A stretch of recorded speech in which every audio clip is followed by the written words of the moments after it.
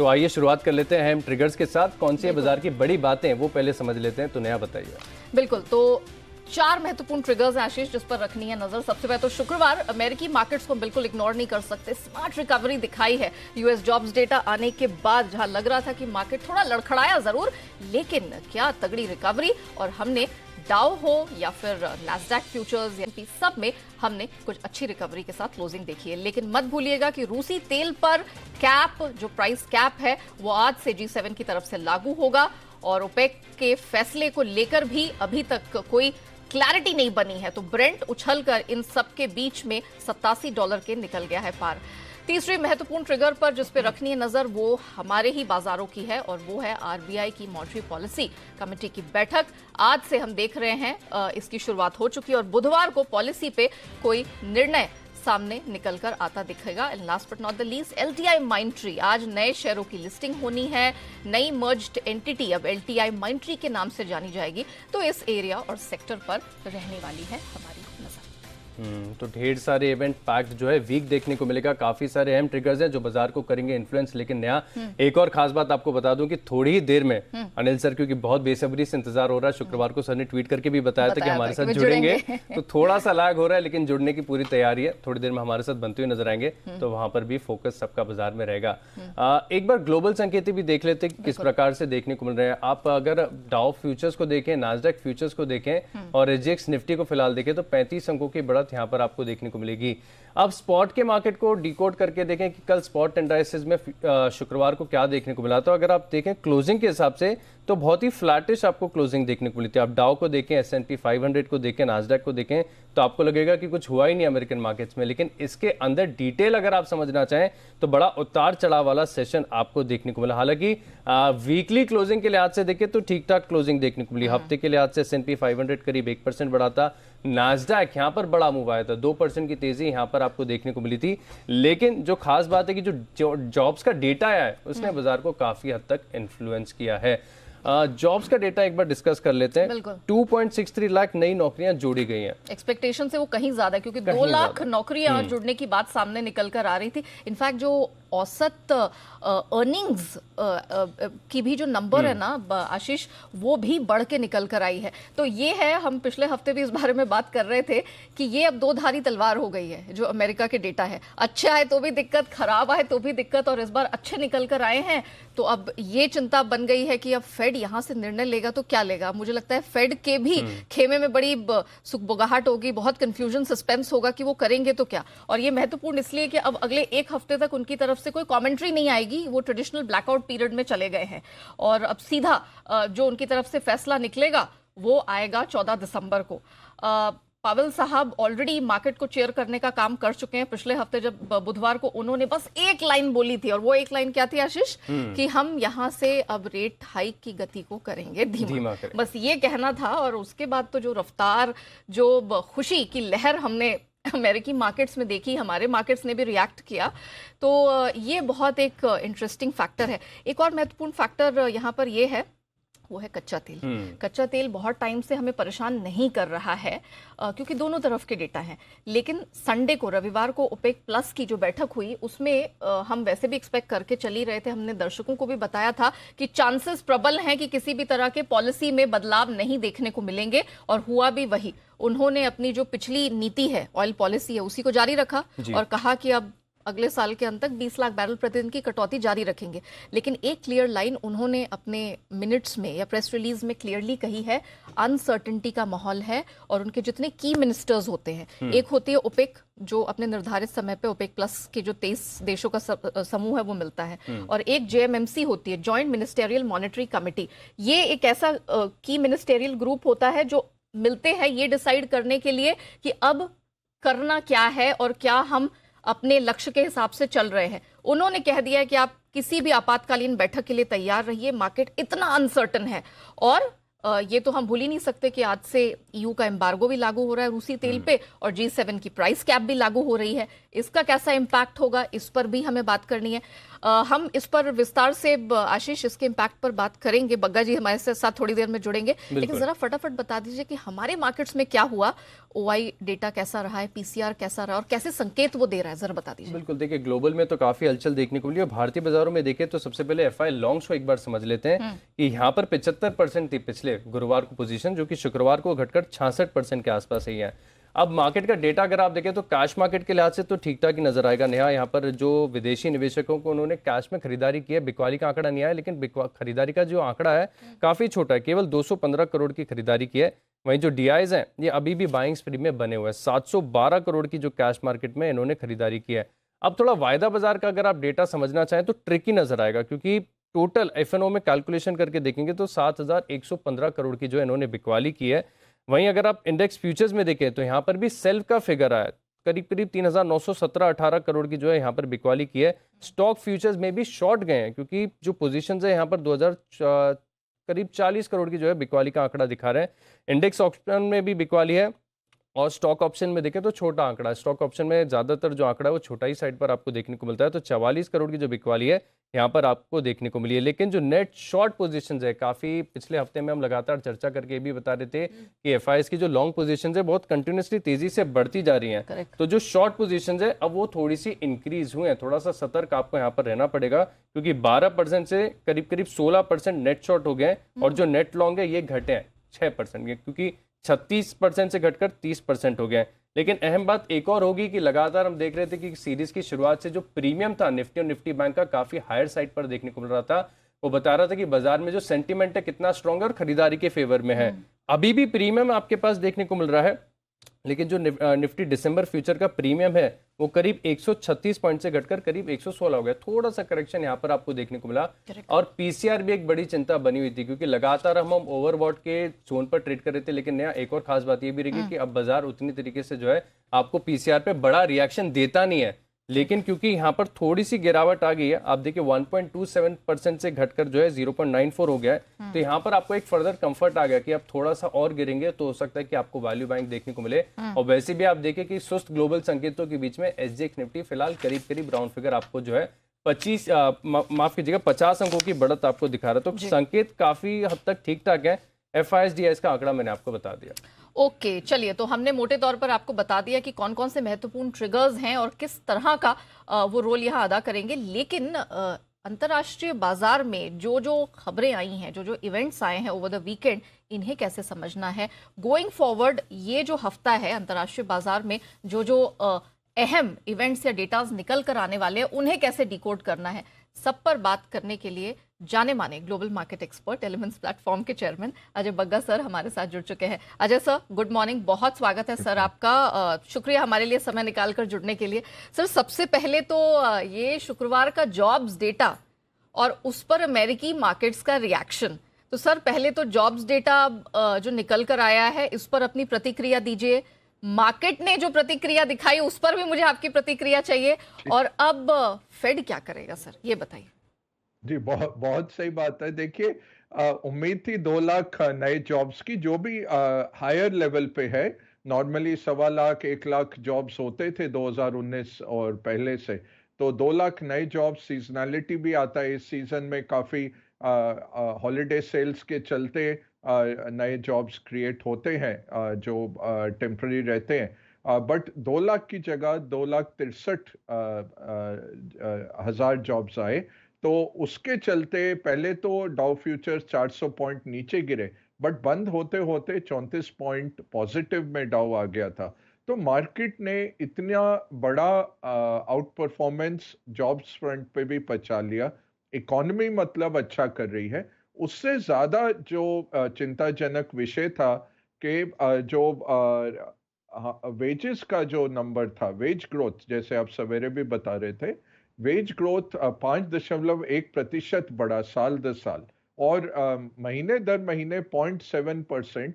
तो 0.7 को आप 12 से मल्टीप्लाई करिए तो 8.4% सालाना बढ़त हो जाती है। तो ये बहुत चिंता का कारण था, बिकॉज ये नंबर एक फेड देखता है बहुत क्लोजली कि वेज ग्रोथ मतलब सैलरीज में किस तरह की बढ़ोतरी हो रही है, और इसलिए मार्केट थोड़े चिंता में था। बट जो सीजनैलिटी का फैक्टर है, ये सांता क्लॉज रैली की तरफ अग्रसर है मार्केट्स, पैसा बहुत है साइड में मार्केट में लगने के लिए, तो हमने देखा वही बाय ऑन डिप्स हुआ और यूएस मार्केट पॉजिटिव टेरिटरी में बंद हुआ।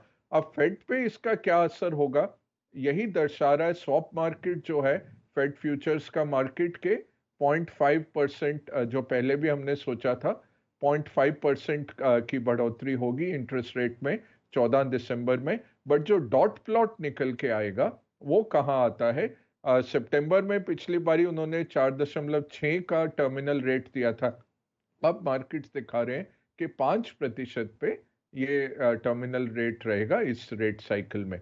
तो फेड का चेंज नहीं होगा कुछ इस जॉब नंबर से, और जॉब नंबर से पहले यूएस का सीपीआई भी आ जाएगा। तो होपफुली अगर वो सीपीआई थोड़ा नीचे रहता है, नरम रहता है, तो हो सकता है कि ये उनकी कमेंट्री भी लेस हॉकिश रहे। बट ओवरऑल दिसंबर हमें स्ट्रांग लग रहा है भारतीय मार्केट और ग्लोबल मार्केट्स के लिए। चिंता है जनवरी फरवरी में एक बारी जब अर्निंग्स री रेट होगा यूएस के लिए, 220-224 का अर्निंग है S&P 500 का इस साल के लिए। हमारी उम्मीद है कि वो 8 से 10% कम हो जाएगा काफी कारणों के कारण। बट सबसे बड़ी बात यही है कि इंटरेस्ट रेट जो 0 से 5% पहुंच जाएंगे अगले मार्च अप्रैल तक, तो उसका बहुत बड़ा इम्पैक्ट आ रहा है कॉर्पोरेट अर्निंग्स पे। तो उसके चलते एक करेक्शन मार्केट में फरवरी मार्च के करीब आ सकती है, और उसमें हमारा मार्केट भी थोड़ा सा इम्पैक्टेड होगा। तो वो उसके लिए तैयार रहना है, इसलिए मैं कह रहा हूँ कॉशन बरकरार है। बट दिसंबर अच्छा लग रहा है, Santa Claus rally Neha ji लग रही है कि अच्छा रहेगा। ओके। तो सांता क्लॉज रैली जो है आपको देखने को मिल सकती है, और साथ में जो अर्निंग्स को लेकर चिंता है वो तो बरकरार है, तो थोड़ा सा कॉशियस स्टांस आपको बरकरार रख के चलना चाहिए। लेकिन सर कच्चे तेल में भी बहुत बढ़िया एक्शन देखने को मिल रहा है, वहां पर देखिए ओपेक प्लस की तरफ से 20 लाख बैरल की जो लगातार कटौती है वो जारी रहेगी, तो यहाँ पर आगे की कच्चे तेल की जो दिशा है वो कैसी रहेगी? जी बिल्कुल, देखिए जो कटौती उन्होंने की थी नवंबर 1 से लागू हुई थी, तो उन्होंने यही कहा कि अभी बहुत जल्दी है और चाइना का पता नहीं लग रहा। चाइना के अच्छे रुझान आए पिछले हफ्ते से कि वो कोविड के जो बहुत सख्त उनकी पॉलिसी थी उसमें नरमी ला रहे हैं। दूसरी बात है जी जिनपिंग अब अरेबिया आ रहे हैं इस हफ्ते और एक गल्फ समिट को भी संबोधित करेंगे। सऊदी अरेबिया को 6 साल बाद वो विजिट कर रहे हैं, जिससे अमेरिका बिल्कुल नाखुश रहेगा। तो ये एक रेड फ्लैग नहीं डालना चाहते थे कि उसके ऊपर जी जिनपिंग के आने से पहले रेट ये कटौती की जाए ऑयल में। दूसरी अहम बात ये थी कि रशिया के ऊपर जो सैंक्शंस आ रहे थे, जो आप लोग सवेरे डिस्कस भी कर रहे थे, आज से लागू होगा कि $60 से ज्यादा पे अगर कोई रशियन तेल खरीदेगा तो उसको जहाज जो है, समुद्री जहाज जिस पे वो आ रहा है ऑयल टैंकर पे, यूरोपियन या यूएस कंपनियां उसका इंश्योरेंस या री इंश्योरेंस नहीं कर पाएंगे। अब ये कह रहे हैं कि जैसे ईरान ने 100 टैंकर इकट्ठे किए हुए हैं जहां पे ईरान वेनेजुएला जो सैंक्शन तेल है वो ऑलरेडी चल रहा है और चीन को जाता है, वही बात निकल के आ रही है कि रशिया ने भी 100 टैंकर का एक फ्लीट, एक बेड़ा इकट्ठा किया है जो ये तेल लाता रहेगा। भारत और चीन ने अभी तक स्पष्ट नहीं किया अपना दृष्टिकोण, और भारत ने पहले भी कहा है कि हम नेशनल इंटरेस्ट देखेंगे, ये जो प्राइस कैप वगैरह है ये चलेगा नहीं। तो $60 जो आया है उसको कैसे देखना है, ऑलरेडी रशियन तेल $65 तक पे चल रहा था, डिस्काउंटेड मार्केट में आता है रशियन तेल, तो इससे कोई ज्यादा फर्क नहीं पड़ेगा।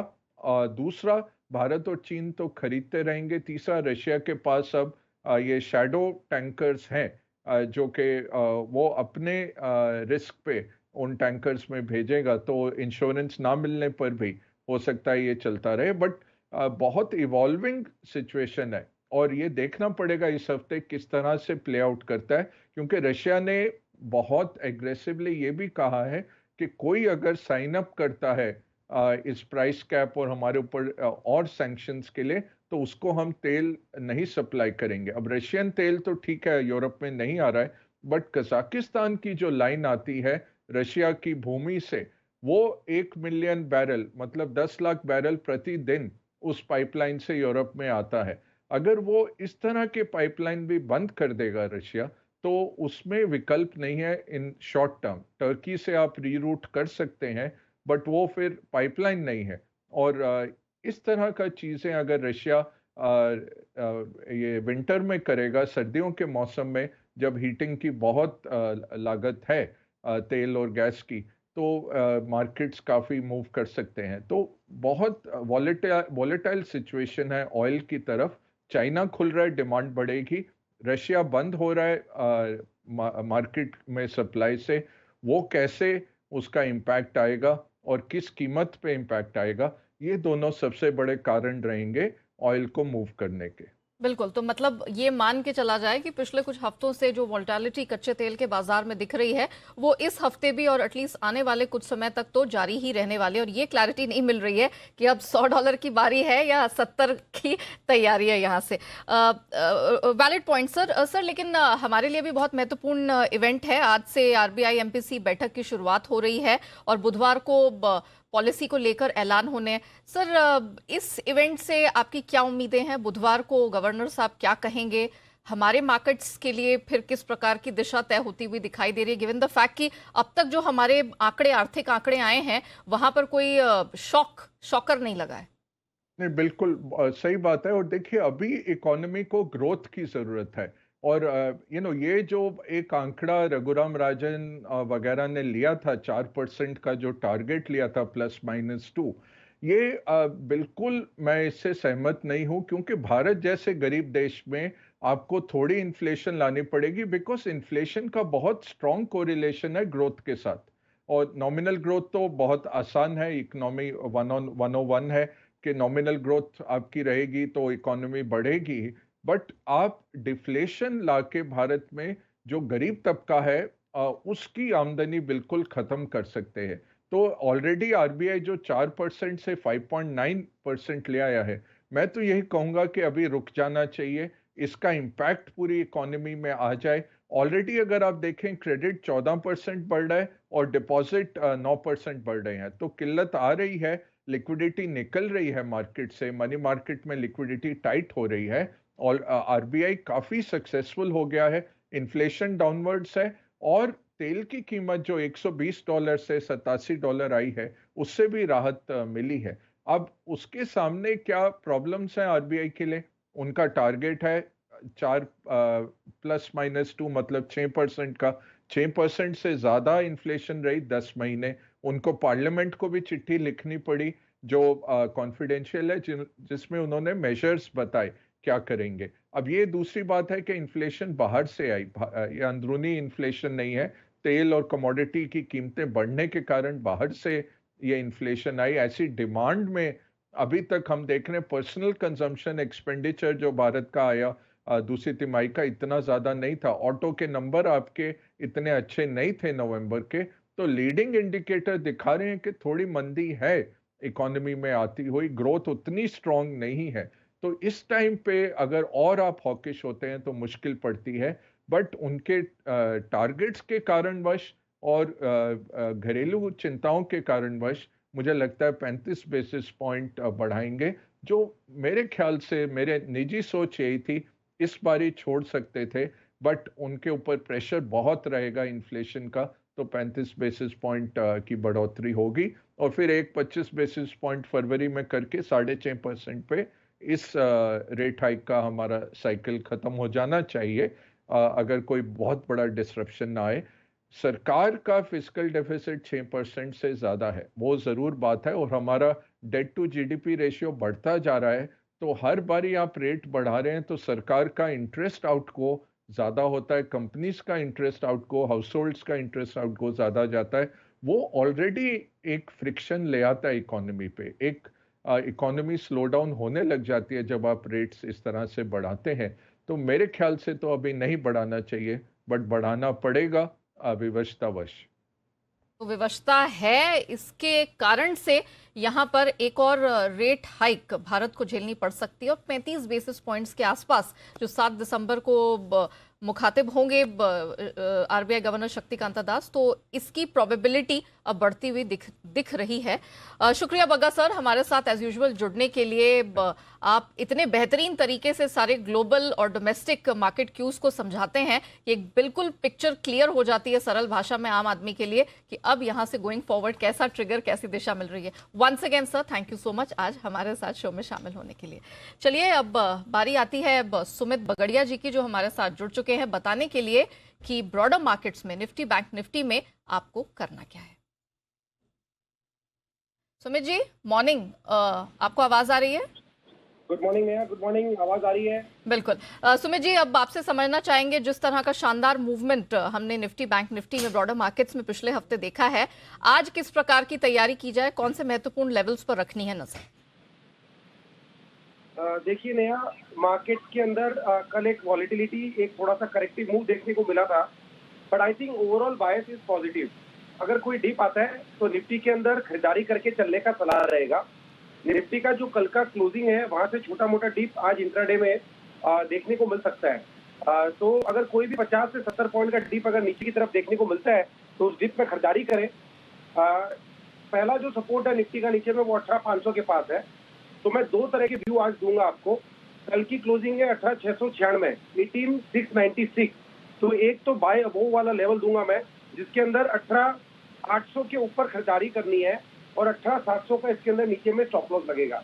18,800 के ऊपर जाने पे हमें 18,950 से लेके 19,000 तक के लेवल निफ्टी में देखने को मिल सकते हैं।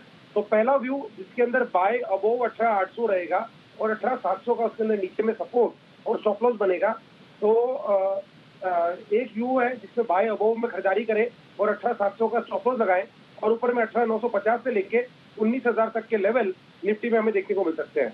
अब दूसरा व्यू, अभी तो ग्लोबल संकेत हमें पॉजिटिव साइड ही देखने को मिल रहे हैं, लेकिन कोई छोटा मोटा प्रॉफिट बुकिंग अगर आता है तो निफ्टी के अंदर डिप्स में 18,650, 18,600 इन लेवल्स के आसपास खरीदारी कर सकते हैं और 18,500 का इसके अंदर नीचे में दूसरा सपोर्ट बनेगा 18,500।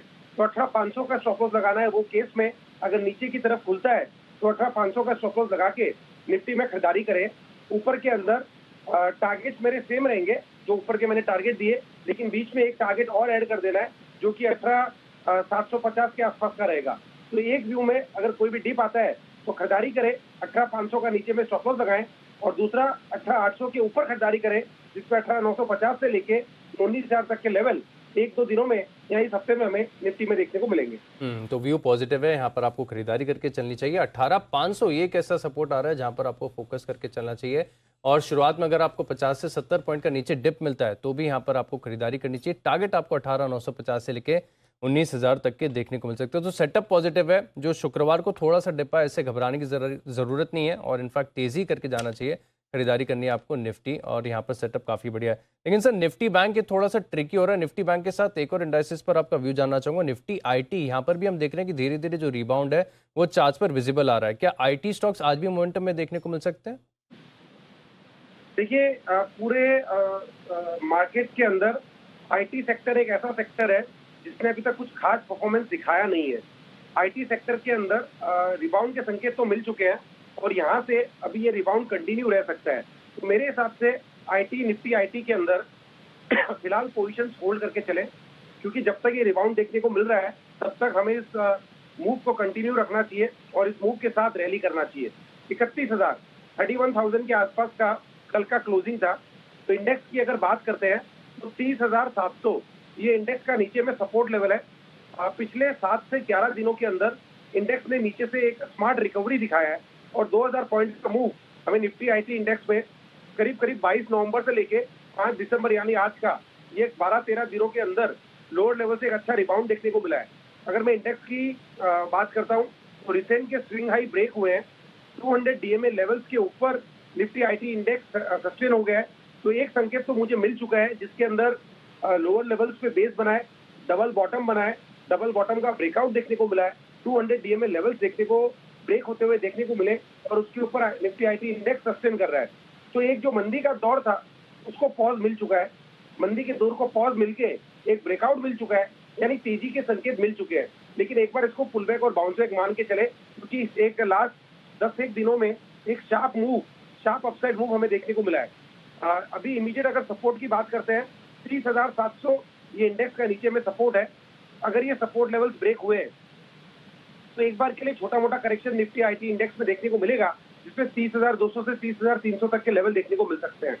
ये इतना बड़ा रैली आया है 7 से 11 दिनों में, इसके लिए ये इमीडिएट नीजेंट रिएक्शन, जब भी कोई छोटी मोटी प्रॉफिट बुकिंग आएगी तब ये देखने को मिल सकता है। But longer term time horizon यानी 3, 6, 9 महीने का टाइम होराइजन अगर लेके चलते हैं तो इस डिप में निफ्टी आईटी स्टॉक्स के अंदर खरीदारी कर सकते हैं। और ऊपर के अंदर जो रेजिस्टेंस लेवल है 31,300, 31,300 का ऊपर में रेजिस्टेंस लेवल है। जैसे ये रेजिस्टेंस लेवल ब्रेक होगा तो उसके बाद इसमें मोमेंटम इंक्रीज होगा और हमें और ऊपर के लेवल देखने को मिलेंगे, जिसके अंदर 32,000 तक का पहला टारगेट बनेगा और 32,500 तक का दूसरा टारगेट बनेगा। ये पोजिशनल नजरिया लेके चलना है। 3 से 6 महीने के अंदर मोमेंटम ऊपर की तरफ बनेगा, डिप में इसमें खरीदारी करें, एक्जिस्टिंग पोजीशंस होल्ड रख के चले और अब यहाँ से रिबाउंड के संकेत आईटी इंडेक्स में देखने को मिल रहे हैं। तो बिल्कुल पूरे संकेत जो है डबल बॉटम कंफर्मेशन के साथ निफ्टी आईटी में आपको देखने को मिल सकते हैं। यहाँ पर 32,500 तक के टारगेट्स निफ्टी आईटी इंडेक्स आपको दिखा के चल सकता है। लेकिन सर निफ्टी बैंक यहाँ पर देखें तो पोजीशन थोड़ी सी कंफ्यूजिंग नजर आ रही है। निफ्टी बैंक को कैसे रीड करेंगे आज? आशीष, निफ्टी बैंक के अंदर भी तेजी जारी है। अब ये इतनी बढ़िया तेजी के बाद आप देखो तो 30 सितंबर से 33,380 के आसपास का लो बना था। अक्टूबर, नवंबर और दिसंबर के 5 दिन, ये अगर आप पूरे 2 महीने अप्रॉक्स पकड़ोगे तो एक वन वे रैली हमने देखी है, जिसके अंदर 33,300 के आसपास का लो बना है और वहां से अभी रिसेंट 2 दिन पहले के जो हाई बने हैं वो 43,500 के बने हैं। यानी करीब करीब आप देखो तो 6,000 से 6,000 के आसपास, 6,000 पॉइंट्स के आसपास का मूव हमें ऊपर की तरफ देखने को मिल चुका है। तो थोड़ा सा प्रॉफिट बुकिंग, थोड़ा सा साइडवेज मूव निफ्टी बैंक में स्वाभाविक है। तो अभी कल की जो क्लोजिंग थी वो निफ्टी बैंक में 42,100 के आसपास की थी। कल का लो अगर ब्रेक हुआ जो कि 42,900 के पास है तो छोटा मोटा प्रॉफिट बुकिंग देखने को मिल सकता है। तो मैंने आज की स्ट्रेटेजी में इमीडिएट जो स्टॉप लॉस रखा है वो 42,900 का ही रखा है, क्योंकि 42,900 के आसपास निफ्टी बैंक में एक अच्छा खासा सपोर्ट लेवल है। तो 42,900 का स्टॉप लॉस लगाना है एक्जिस्टिंग लॉन्ग पोजीशंस में। और आज अगर कोई भी अगर 50-100 पॉइंट का डिप मिलता है 43,100 के आसपास से 43,000 के लेवल्स के आसपास तक, तो 42,900 का स्टॉप लॉस लगा के लॉन्ग पोजीशन इनिशिएट कर सकते हैं। अब ऊपर के अंदर जैसे ही ऊपर में रेजिस्टेंस लेवल 43,200, 43,300 का लेवल ब्रेक होगा तो हमें मोमेंटम और बढ़ता हुआ देखने को मिलेगा। तो पहला टारगेट इसके अंदर 43,300 का रखना है। 43,300 का लेवल ब्रेक होने के बाद इसके अंदर बढ़िया मोमेंटम देखने को मिलेगा और इसी हफ्ते में हमें 43,700 या 44,000 तक के लेवल भी ऊपर में निफ्टी बैंक में देखने को मिल सकते हैं। तो मेरे हिसाब से निफ्टी बैंक में अभी फिलहाल जिन्होंने पोजीशंस बना रखी है वो लोग होल्ड करें, डिप में खरीदारी करें। 42,900 का इसके अंदर इमीडिएट सपोर्ट या स्टॉप लॉस बनेगा और ऊपर में टारगेट 43,300, 43,600 ये इमीडिएट शॉर्ट टर्म के ट्रेडिंग टारगेट होंगे और पोजिशनली हमें ऊपर में 44,000 तक के लेवल बैंक निफ्टी में देखने को मिल सकते हैं। अब इसमें जो ध्यान रखने वाली बात यह है कि अगर 42,900 का लेवल टूटता है तो नीचे कहां तक जा सकता है। तो फिर नीचे का जो आज का नेक्स्ट सपोर्ट बनेगा वो 42,700 का बनेगा और 42,700 के बाद हमें इसके अंदर डिसाइड करना पड़ेगा कि ये नीचे जाएगा कि नहीं जाएगा। तो आप लोग जितने भी लोग अभी हमें सुन रहे हैं वो ये 2 लेवल्स को क्लोजली वॉच करें। 42,700, 42,900 ये 2 लेवल जब तक नहीं टूटेंगे तब तक कोई बड़ा करेक्शन नहीं आएगा। अगर ये 2 लेवल टूटते हैं तो फिर एक छोटा मोटा करेक्शन देखने को मिल सकता है। फिलहाल चार्ट पे देखते हुए ऐसा लगता नहीं है कि इन लेवल्स के नीचे मार्केट सस्टेन करेगा। तो आप ये मान के चले कि आज डिप में खरीदारी करना है। 43,300 तक के लेवल बैंक निफ्टी में ऊपर की तरफ देखने को मिलने चाहिए। 43,300 ब्रेक होता है तो 43,600 तक बैंक निफ्टी का रैली 1-2 दिनों में ऊपर की तरफ एक्सटेंड हो सकता है। ये था बैंक निफ्टी का आज के लिए। Okay, valid point. So basically broader markets में यहाँ पर अभी भी अंडरटोन मजबूती का ही है। बैंक निफ्टी जबरदस्त रैली पिछले कई हफ्तों से दिखा चुका है। थोड़ी सी प्रॉफिट बुकिंग के लिए आपको यहाँ पर बिल्कुल अचरज में या सरप्राइज नहीं होना चाहिए अगर वो प्रॉफिट बुकिंग देखने को मिलती है। लेकिन छोटी अवधि, लंबी अवधि यानी कि ट्रेडर्स के लिए भी और पोजिशनल होल्डर्स के लिए भी यहाँ पर बहुत बेहतरीन मौके हैं। 43,300, 600 अगले पड़ाव साबित हो सकते हैं। खरीदारी बिल्कुल बनती है यहाँ पर। और लंबी अवधि के लिहाज से देखा जाए यानी कि अगर इसी हफ्ते देखा जाए तो 43,700 से 44,000 तक का भी लेवल यानी कि नए रिकॉर्ड हाइस बनने का दमखम इसमें पूरा दिखाई दे रहा है। चलिए सुमित जी हमारे साथ बने रहेंगे, लेकिन वक्त हो गया है जानने का कि वो कौन से महत्वपूर्ण ट्रिगर्स हैं जिन पर आपको फोकस करना है। Of course stocks and news की लिस्ट लेकर हमारी पूरी रिसर्च टीम यहाँ पर तैयार हो चुकी है। अरमान, वरुण और नुपुर हमारे साथ जुड़ चुके हैं। Morning everybody. वरुण, आपसे शुरुआत करेंगे, कौन से महत्वपूर्ण ट्रिगर्स पर नजर रखनी है? मॉर्निंग, ये तो आपने अपने हेडलाइन में भी पढ़ा होगा, आरबीआई की एमपीसी बैठक, यहाँ पे नजर रखनी है क्योंकि सबसे ज्यादा इम्पैक्ट अब बाजार, हाँ यही बाजार पे इम्पैक्ट होने वाला है। पाँच यानी कि आज से 7 तारीख तक ये बैठक शुरू रहेगी और 7 तारीख को आरबीआई का फैसला आएगा, तो यहाँ पे नजर रखेगा। इसके अलावा फाइनेंस मिनिस्टर जो है वो बैंक्स के हेड के साथ बैठक करने वाली है क्रॉस बॉर्डर ट्रेड रुपीस में करने के लिए, तो इसके चलते यहाँ पे नजर रखेगा। साथ ही साथ रेवेन्यू इंटेलिजेंस ऑफिसर्स को एड्रेस भी करेंगी। इसके अलावा एल&टी इन्फोटेक नाम बदल जाएगा, एल&टी माइंडट्री के नाम से अब ये लिस्ट होने वाली है आज से, तो यहाँ पे आप नजर रखेगा। मर्जर के बाद गर्व टेक्निकल फाइबर्स बायबैक जो है वो शुरू होने वाला है, आज से शुरू होगा, 16 दिसंबर को बंद होने वाला है। प्राइस जो है 3,750 रुपये का है। इसके अलावा अडानी का जो ओपन ऑफर था एनडीटीवी के लिए वो भी आज से बंद हो जाएगा।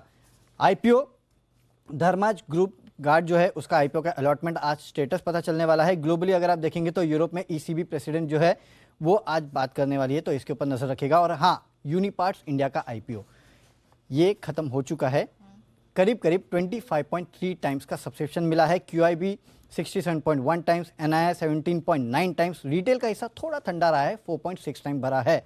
कुछ रिजल्ट्स अभी भी आ रहे हैं जिसमें आयनक्स ग्रीन एनर्जी सर्विसेज, यहाँ अगर आप देखेंगे तो रेवेन्यूज फ्लैट रहे हैं, एबिटा 14% गिरा है, मार्जिन्स में गिरावट है और कंपनी ने 12 करोड़ का नुकसान किया है, घाटा किया है। आयनक्स विंड रेवेन्यूज 36% गिरे हैं, एबिटा लॉस कंपनी ने किया है 24 करोड़ का और फाइनल लॉस जो है 133 करोड़ का है।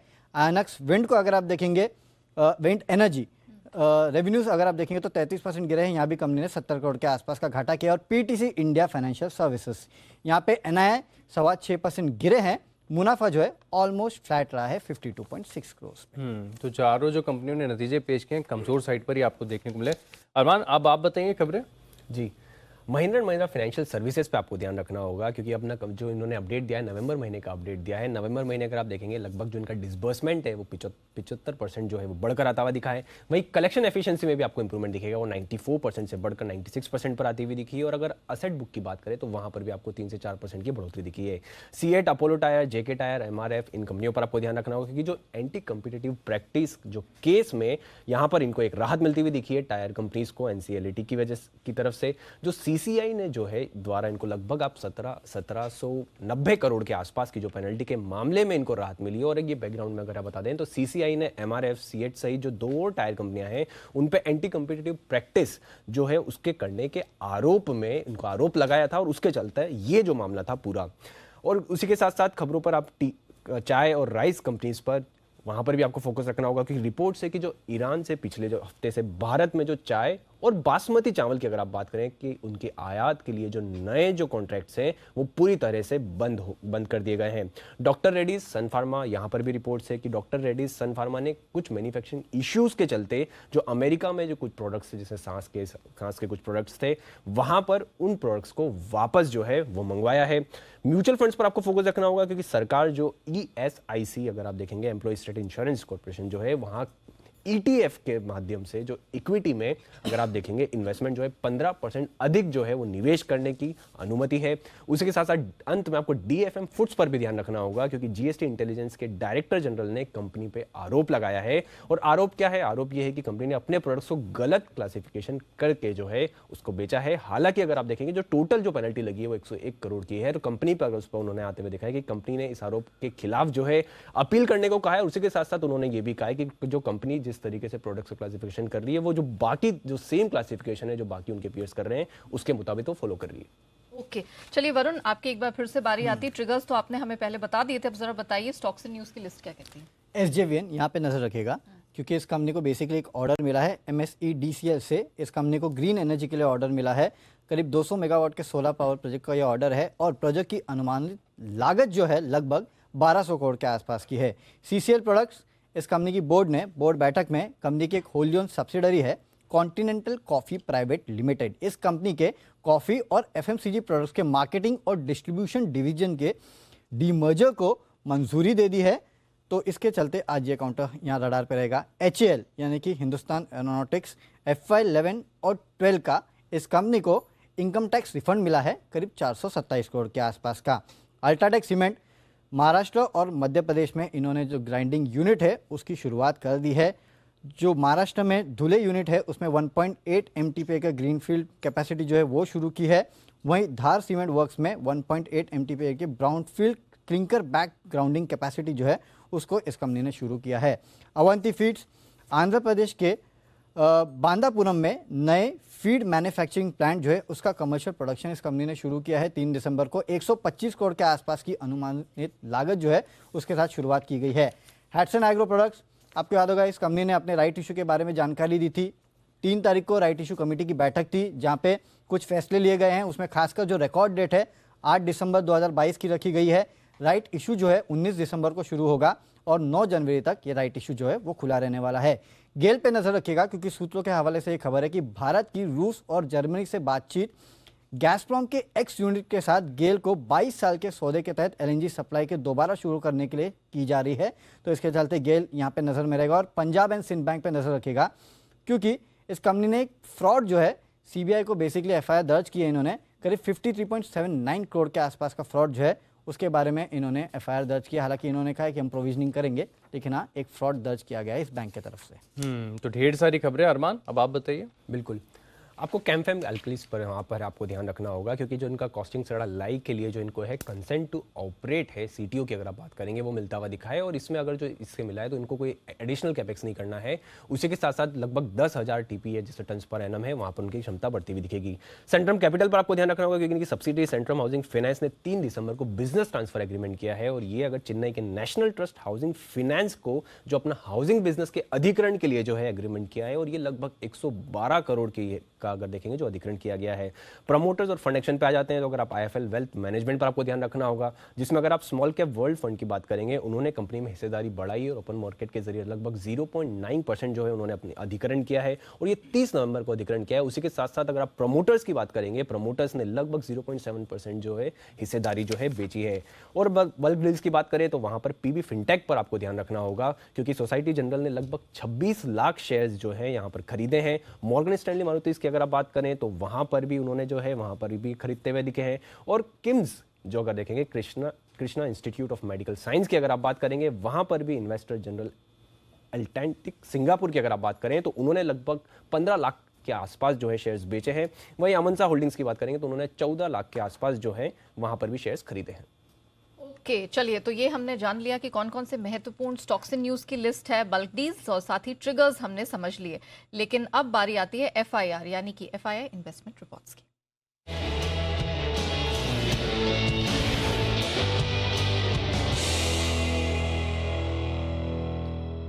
चलिए, तो नुपुर हमारे साथ जुड़ी हैं। फाइनली आपकी बारी आती है नुपुर, जरा बताइए कि ब्रोकरेजेस की तरफ से टॉप रिपोर्ट्स किन स्टॉक्स में बनती दिख रही है? बिल्कुल, जितने स्टॉक्स है उतनी रिपोर्ट्स भी है और जिस हिसाब से रिजल्ट्स के बाद एनालिस्ट मीट होती है तो सबसे पहले ICICI बैंक जहाँ पे पिछले हफ्ते एनालिस्ट मीट थी तो मॉर्गन स्टैनली की तरफ से वहाँ पर रिपोर्टेड जो ओवरवेट की जो रेटिंग है उसको मेंटेन रखा है। टारगेट 1250 का है। जो करंट क्लोजिंग है वो 931 की है। उनका कहना है कि बैंक का फोकस मार्केट शेयर को बढ़ाने में और मार्जिन को इम्प्रूव करने में। गोल्डमैन सैक्स की तरफ से भी रिपोर्ट है ICICI बैंक पे जहाँ पे मेंटेन किया उन्होंने बाई की रेटिंग को और जो टारगेट है वो 1075 का है। जेफरीज का भी यही मानना है कि बैंक का फोकस काफ़ी इंप्रूव हो चुका है प्रॉफिटेबिलिटी और मार्जिन्स की तरफ और काफ़ी ज़्यादा स्ट्रैटेजिक इनिशिएटिव्स कर रहे हैं। प्रायोरिटीज़ उन्होंने डिसाइड जो बताई है एनालिस्ट मीट में उससे काफ़ी पॉजिटिव इम्पैक्ट आएगा आने वाले नेटवर्क एक्सपेंशन और डिजिटलाइजेशन को लेकर। उनका टारगेट 1150 के आसपास का है। मैक्वेरी ने आउट परफॉर्मेंस की रेटिंग को मेंटेन रखा है और जो टारगेट है वो 1050 का है। दूसरी एक एनालिस्ट मीट हुई थी संवर्धन मदरसन की जहाँ पे CLSA ने मेंटेन की रेटिंग को बरकरार रखा। जो टारगेट है वो 84 से बढ़ाकर 89 कर दिया। जो करंट क्लोजिंग है वो 74 के आसपास की।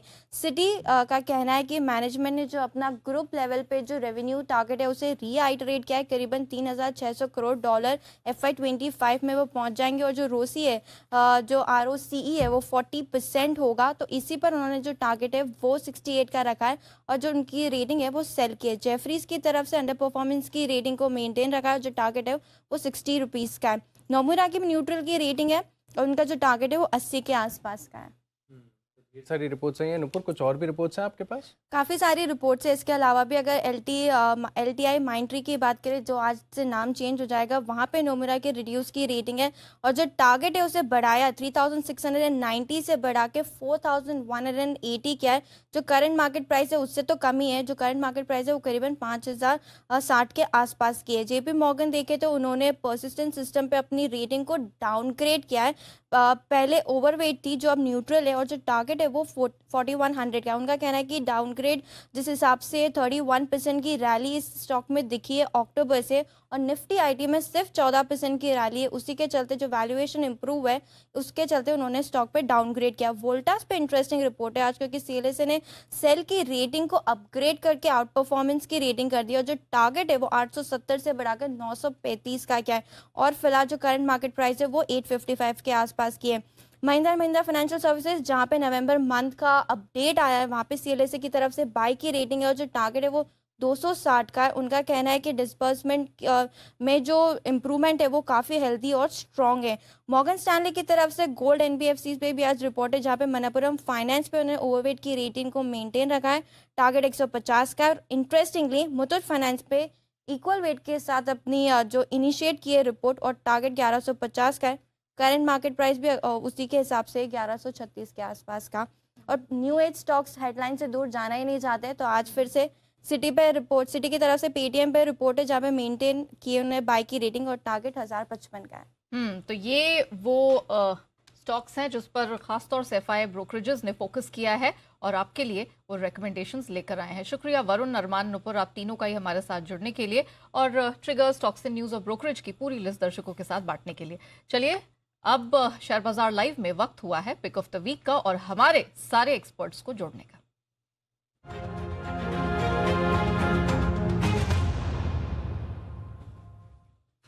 चलिए तो आज जो हमारे साथ पैनलिस्ट जुड़े हैं उनसे आपका परिचय करा देते हैं। हमारे साथ जुड़ चुके हैं हिमांशु गुप्ता, कुणाल जी भी हमारे साथ आज शो में शामिल हो चुके हैं, संदीप जैन साहब, उनका भी करते हैं स्वागत, एंड मुदित गोयल जी हमारे साथ जुड़ चुके हैं। तो ये चारों गेस्ट हमारे साथ शो में शामिल हो चुके हैं। गुड मॉर्निंग, आप सबका बहुत स्वागत है। मुदित, आपसे शुरुआत करेंगे पिक ऑफ द वीक की। आपकी बेस्ट पिक आज कहाँ से आ रही है? जी गुड मॉर्निंग एवरीवन। बिल्कुल, देखिए आज की जो पिक ऑफ द वीक के लिए हम लोग बात करेंगे ABFRL, Aditya Birla fashion retail. इसको बाय करके चलने की सलाह दे रहे हैं। ऑलरेडी स्टॉक में डिसेंट करेक्शन देखने को मिला और लास्ट 3 वीक से जो कंसोलिडेशन था उसमें राउंडिंग बेस बनाने के बाद इस काउंटर में बाइंग देखने को मिल रही है। ओवरऑल देखेंगे तो एक inverse head and shoulder pattern बना के काउंटर ने ब्रेकआउट दिया फ्राइडे को, तो लग रहा है यहाँ से अब तेजी दिखाएगा 335 के टारगेट्स के लिए। पिक ऑफ द वीक में 335 के टारगेट्स के लिए आदित्य बिरला फैशन को लॉन्ग करके चलेंगे। स्टॉप लॉस रहेगा 305 का। तो AB फैशन जहाँ पर देखिए 317 की क्लोजिंग है, 335 रुपए का टारगेट और 305 रुपए का आपको लगाना है stop loss. Pick of the week आ रही है, यहाँ पर आपको करनी है खरीदारी। हिमांशु जी भी हमारे साथ कनेक्टेड है। गुड मॉर्निंग सर, बताइए अपनी पिक ऑफ द वीक। जी very good morning to you Ashish, good morning Neha ji, good morning everyone. देखिए क्योंकि मेरा ऐसा मानना है कि ब्रॉडर इंडाइसेस में कंसोलिडेशन थोड़ा देखने को मिल सकता है एक बड़े शार्प रनअप के बाद, तो यहाँ पर ब्रॉडर मार्केट्स में स्पेशली कैश और मिड कैप स्टॉक्स में एक अच्छा मूव, अच्छे ब्रेकआउट्स देखने को मिल सकते हैं और वहां पर अभी भी काफी कैचअप मूव आना बाकी है। तो मेरी जो पिक ऑफ द वीक है वो कैश सेगमेंट का स्टॉक है। स्टॉक का नाम है नेलकास्ट, जो कि बेसिकली अगर आप देखें तो मीडियम और हैवी कमर्शियल व्हीकल्स के लिए एलॉयज, कास्टिंग एलॉयज सप्लाई करता है, साथ साथ मेट्रो और मेट्रो रेल्स के लिए डिस्क ब्रेक्स भी सप्लाई करता है। तो यहाँ पर हमने लास्ट वीक देखा कि लगभग 95 रुपए का क्लोज आया, जो कि अगस्त 2021 के बाद हाईएस्ट वीकली क्लोज है और मेरे पैरामीटर्स के हिसाब से, मेरे सेटअप के हिसाब से ये स्टॉक एक बड़े ब्रेकआउट की तैयारी यहाँ पर करता हुआ की शुरुआत कर चुका है। तो मेरी पिक ऑफ द वीक रहेगी नेलकास्ट में, जिसमें 116 और 130 रुपए तक के टारगेट इस हफ्ते आते हुए नजर आ सकते हैं। 90 रुपए के क्लोजिंग बेसिस के स्टॉप लॉस के साथ नेलकास्ट मेरी तरफ से इस हफ्ते के लिए pick of the week. Cash space की नेलकास्ट पर है फोकस हिमांशु जी का और पिक ऑफ द वीक के तौर पर इसे चुना है। 116 पहला टारगेट इस हफ्ते बनता दिख रहा है और इवेंचुअली 130 तक का भी लक्ष्य छूने का दमखम ये स्टॉक रखता है। चलिए अब बारी आती है कुणाल जी की। कुणाल सर मॉर्निंग, बताइए आपकी पिक ऑफ द वीक कहां से आ रही है? गुड मॉर्निंग नेहा और विशेष गुड मॉर्निंग आशीष को, और हॉट सीट पर उनका स्वागत है और आप सभी को सुप्रभात मेरी ओर से। गुड मॉर्निंग सर, बताइए तो अब आशीष आपकी कैसा महसूस कर रहे हैं हॉट सीट पर? सर बहुत बढ़िया लग रहा है, पहली बार हॉट सीट पर। नाम ही हॉट सीट है इसका।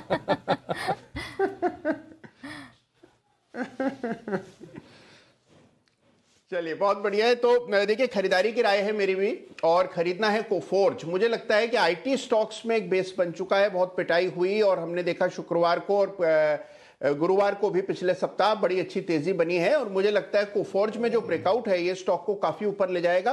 तो दो टारगेट्स हैं, 4400 का पहला और 4500 का दूसरा टारगेट है। 4141 पर स्टॉप लॉस रखकर खरीदारी की राय है कोफोर्ज। आईटी स्टॉक्स में मोमेंटम बरकरार है, यहाँ पर कोफोर्ज पर फोकस रखना है। 4237.38 की क्लोजिंग है। पहला लक्ष्य होगा 4400 रुपए का, पार कर गया तो 4500 तक के भी लेवल्स यहाँ पर देखने को मिल सकते हैं। 4141 का ये जो है पिक ऑफ द वीक में आपको लगाना है स्टॉप लॉस। सुमित जी भी हमारे साथ सुबह से बने हुए हैं।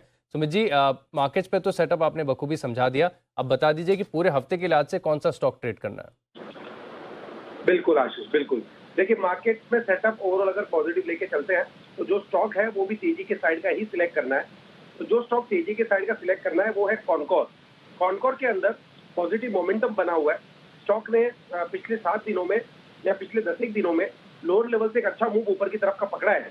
तो ये स्टॉक यहाँ पे तेजी बरकरार रखेगा इस हफ्ते में, और ऊपर में 820 रुपए तक के लेवल कॉनकोर में ऊपर की तरफ देखने को मिल सकते हैं। 770 रुपए 780 रुपए के बीच कोई भी डिप आता है या कोई भी इंट्राडे मोमेंटम में प्राइस देखने को मिलता है तो इस डिप में आपको खरीदारी करना है। 760 रुपया ये स्टॉक का इमीडिएट ट्रेडिंग के लिहाज से स्टॉप लॉस बनेगा। इसके नीचे गया तो छोटा मोटा प्रॉफिट बुकिंग बढ़ेगा। तो जब तक ये लेवल नहीं टूटता तब तक लॉन्ग पोजीशन होल्ड करें, फ्रेश खरीदारी करें, और यहाँ से ऊपर भी इमीडिएट ट्रेडिंग के लिहाज से 800 का टारगेट बनेगा और 800 का लेवल भी निकल सकता है। निकलने के बाद 820 रुपए तक का मूव इसी हफ्ते में कॉनकोर में ऊपर की तरफ देखने को मिलेगा। खरीदारी करें 760 के स्टॉप लॉस से 800 से 820 के टारगेट में। Okay, container corporation pick of the week Sumit ji की तरफ से अच्छा भरोसा दिख रहा है। पहला पड़ाव 800 का है और दूसरा लक्ष्य 820 का बनता दिख रहा है। संदीप जी हमारे साथ है। जैन साहब गुड मॉर्निंग सर, बहुत स्वागत है आपका। बताइए सर, आपकी पिक ऑफ द वीक कहां से आ रही है? बिल्कुल, मैं पहले तो लास्ट वीक की जो कॉल्स थी वो मैं एक बार रिपीट करूंगा फ्राइडे इवनिंग शो में। तो मैंने इंट्राडे एफएनओ पिक के तौर पे टाटा कम्युनिकेशंस दिया था, मिंडा कॉप दिया था, आईटी कैश मार्केट। जब भी माहौल अच्छा होता है और कैश मार्केट का देखिए मैं काफी बुलिश हूं, मुझे लगता है कि दिसंबर का महीना वैसे ही बहुत अनुकूल रहता है, और plus overall mid cap small cap में 15 दिन 12 दिन 13 दिन की एक अच्छी रैली आती है, और वो शायद दिन शुरू हो गए हैं क्योंकि फ्राइडे को हमने देखा सबके बहुत M2Ms थे। वीकेंड पे मैं काफी एक्टिव भी था, काफी लोगों से मिला, एक तो शादी में मिला और फिर एक सेमिनार था मेरा सीए इंस्टीट्यूट का कोलकाता में, तो वहां मिला। तो सब लोग बहुत खुश थे क्योंकि फ्राइडे को मार्केट नीचे होते हुए भी पैसा बना लोग, क्योंकि मिड कैप स्मॉल कैप जब चलते हैं तो काफी मतलब लोगों में खुशी रहती है, और मुझे ऐसा लगता है कि ये खुशी कंटिन्यू रहनी चाहिए। और इस हफ्ते भी मुझे लगता है कि कैश मार्केट्स चलेंगे। फिर मैंने पोजिशनल पिक के तौर पे लास्ट वीक दिया था आंध्रा शुगर्स, और लॉन्ग टर्म पिक के तौर पे दिया EID पैरी। और इस वीक के लिए मैं जो स्टॉक्स लाया हूं वो है SJVN। अगेन शायद आज हमारे पैनल में से दिया है एक पैनलिस्ट ने, मुझे ध्यान नहीं आ रहा exactly, sorry to say that. और गुजरात गैस, अगेन मुझे लगता है ये गैस वाले स्टॉक्स बढ़िया कर रहे हैं, भले वो LNG पेट्रोनेट हो या गुजरात गैस, ये सारे बढ़िया कर रहे थे। और NBFCs पे खास फोकस रख सकते हैं, और उनमें से बहुत पहले मैं रेकमेंड करता था, इन दिनों में मैंने नहीं किया, और मुझे लगता है कि ये जो मुथूट फाइनेंस, मन्नापुरम फाइनेंस है, ये सब काफी करेक्टेड हो चुके हैं और ज्यादा परफॉर्म नहीं किए, तो मुझे लगता है कि इन पे ध्यान दिया जा सकता है। और आज जो ESIC वाली न्यूज है वो ETFs की, वो काफी पॉजिटिव न्यूज है। हालांकि इन्फ्यूज होगा 8-9 हजार करोड़ रुपए सालाना, बट बहुत बड़ी न्यूज है। एक समझ में आता है कि और ये अगर परसेंटेज और आगे बढ़ाती है सरकार तो और फायदा होगा। और last but not the least, मुझे ऐसा लगता है स्वराज इंजन्स है जिस पे ध्यान दिया जा सकता है, जो कि मेरी जनरली जेम स्टॉक भी है, लॉन्ग टर्म पिक भी रही हुई है पास में भी, और वहां पे ध्यान दें। ओके, तो मल्टीपल पिक्स जैन साहब की तरफ से। SJVN खबरों में भी है, सुर्खियों में भी है, उस पर हम आगे भी डिटेल में बात करेंगे।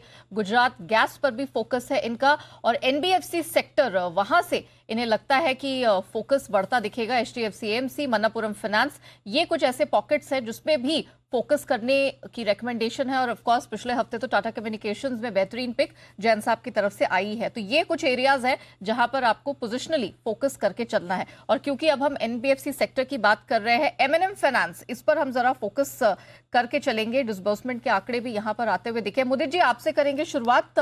सर जरा बताइए, एक तो M&M फाइनेंस पे मैं चार्ट चेक आपसे लेना चाहूंगी और NBFC सेक्टर पर भी इस समय आज के लिए कुछ पसंद आ रहा है?